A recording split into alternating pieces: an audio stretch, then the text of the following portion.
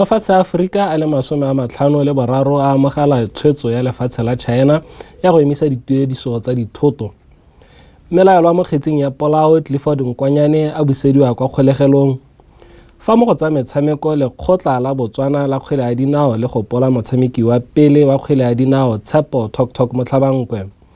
Amogela dikgang tsa Lesedi Television tse di go kopanyang le nna Thaba Mabe a re tsene mo go tsone.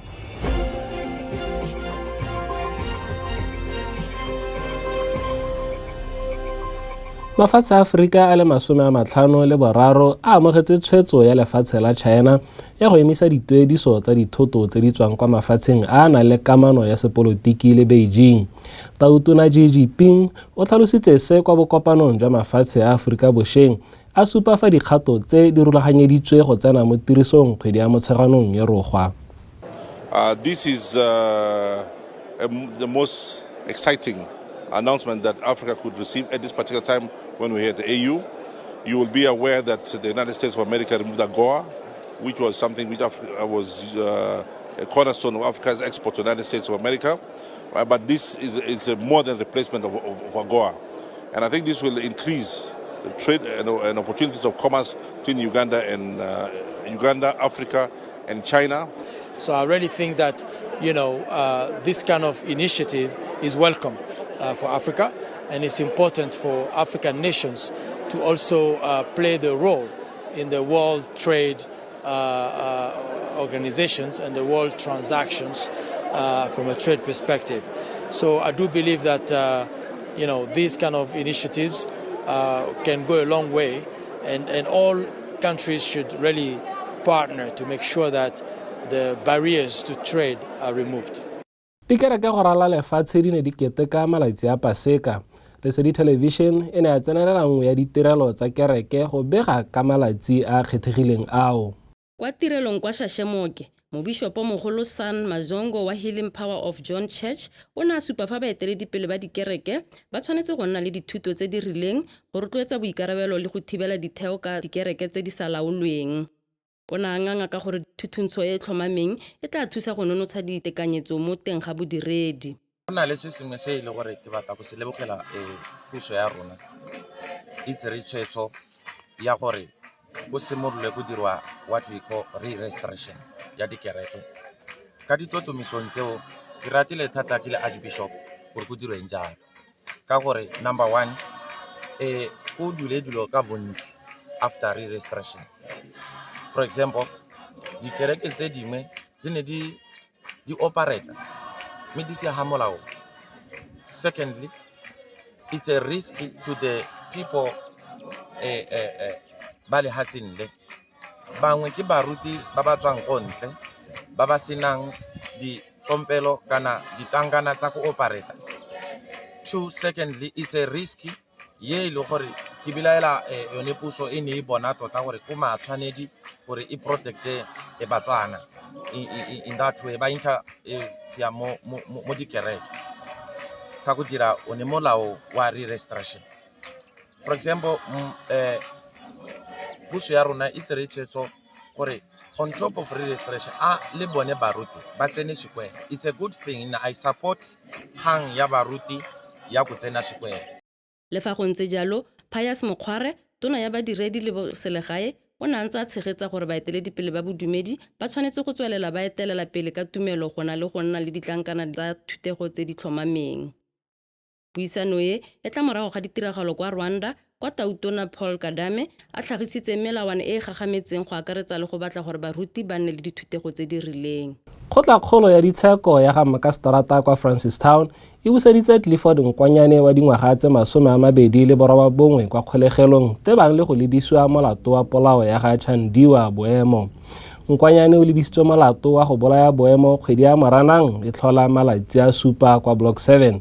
Lekgotla ga le a fa mmelao la sebaka sa go ikuela ka jalo o solofetse go boela kwa kgotlatshekelo kgwedi e le malatsi a le 23. Dipatlisiso tsa mapodisi di supile fa moswi a fitlhetswe a kgaotswe mo metso ebile a na le dikai tsa go tshubiwa ka molelo mme go dumelwa fa moswi a bolailwe ka sengwe se se bogale pele ga setopo sa gagwe se tshubiwa. re ntse re le kwa kgotlatshekelong Thobo Leso yo lebisitsweng molato wa petelelo le polao ya ga Kakale o kitlanye o file tšhono ya go emela tsheko a le kwa ntle a sena go ntsha dikete tse 2 tsa dipula le bangwe ba le 2 ba itlamile ka madi ao. Kgotlatshekelo e ne a sekaseka boikuelo go tswa ko moemeding wa lelapa la moswi yo a neng a supa fa ba le kgatlhanong le go bulelwa ga Leso a tlhalosa fa ba santse ba tlhoka nako go fola matswalo. Leso o laetswe go ipega kwa mapodiseng le go tila go kgoreletsa bosupi jwa puso. Kgang e boela kwa kgotlatshekelong moranang a le malatsi a le 22.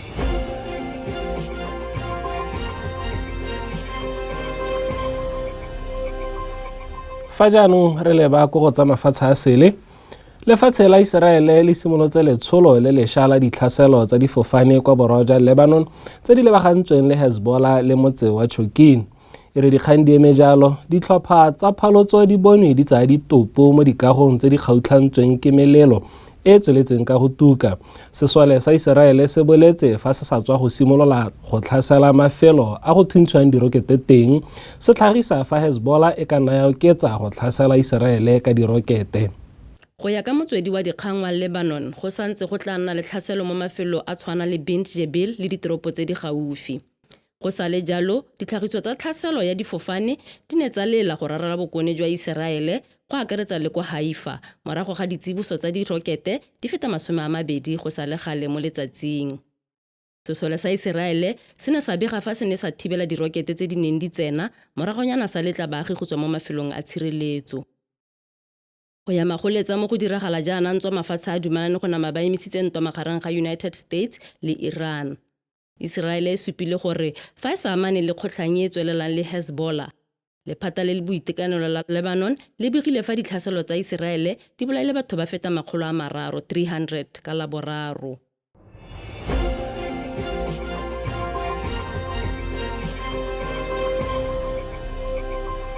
Mo go tsa metshameko, bagaka le balatedi ba kgwele ya dinao ba ne ba kokwane kwa segopotsong sa go tlotla motshameki wa pele Tshepo Tok mo Tlhabankwe. Ba tlotla seabe sa gagwe mo motshamekong le boswa jwa gagwe kwa ntle ga lebala. Di bui ka go farologana di kaile fa Tok e ne le motshameki wa tlhwatlhwa a na le maitsholo a mantle ebile a tlotla motshameko o. Magareng ga dibui e ne le batshameki ba setlhopha sa Botswana se se neng sa kgona go tsaya karolo mo metshamekong ya sejana sa Aforika sa ngwaga wa 2012. Tautona wa lekgotla la batshameki ba kgwele ya dinao la Botswana o na le Thata Thekiso o ne a dirisa sebaka seo go kopa lekgotla la kgwele ya dinao la Botswana go nonotsha ditsamaiso tsa boipelego tsa batshameki ba ba tlogetseng tiro. Fa ntsha la gagwe tona wa botaki le metshameko Jacob Kelebeng o supile fa puso e tla baya kwa pele go tlotla bagaka ba kgwele ya dinao le go tlhagisa maiteko a go ema batshameki nokeng go akaretsa le go ba bolokela madi a penšene le a botshelo jotlhe morago ga ba tlogela tiro. Motlhabankwe yo o tshotseng ka ngwaga wa 1980 o tshameketse ditlhopha tsa maemo a kwa godimo tsa monogae go akaretsa Extension Gunners, Township Rollers, Gaborone United le Mochudi Center Chiefs ga mmogo le setlhopha sa kgwele ya dinao sa setšhaba sa Botswana The Zebras. Dikgaisano tsa Botswana tsa AFCON tsa ngwaga wa 2012 e nnile tsa bofelo tse lefatshe leno di tlhageletseng mo go tsone go fitlha ba boa gape monongwaga. Tok o bolokilwe ka matlhatso kwa motseng wa gabo wa Digawana. A moa wa gagwe o robale ka kagiso. Dikgang tsa Lesedi Television di felela fa tse di neng di go kopantse le nna Thaba Metsi Mabe. Seemo sa bosa se se tlang ka thotloetso ya batepolwapi sa latela.